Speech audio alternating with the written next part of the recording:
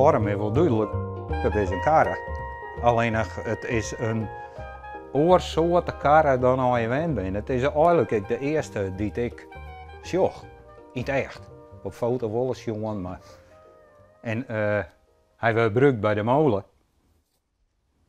En de sjost die kwam de molzekken op en alleen nog de sjost wel aan de voorkant hier, er zit gaten in, er zit een beugel aan, daar aan wat voor, vroeger.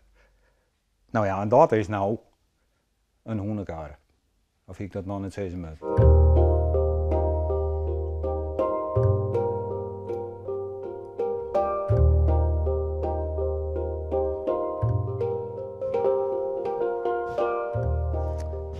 Nou, hier rollen de man dus.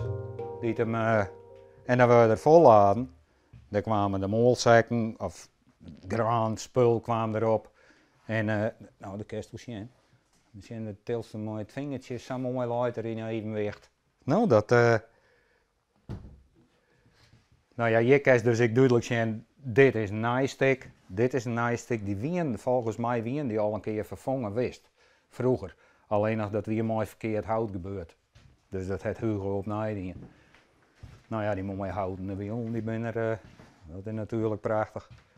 Nou, hier heeft dan hier aan de hoen voor. Dan weet ik niet precies hoe dat er allemaal met die leidsels of... En wat voor hoen zou het best hebben? Nou, een grutten.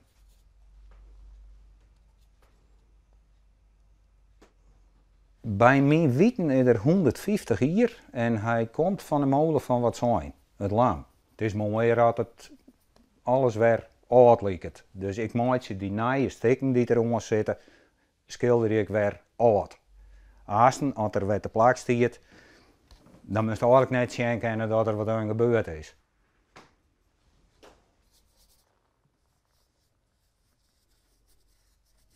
Ik ben wat een beetje meer de kunstkant uitgegaan en nou een beetje meer eigenlijk volle meer.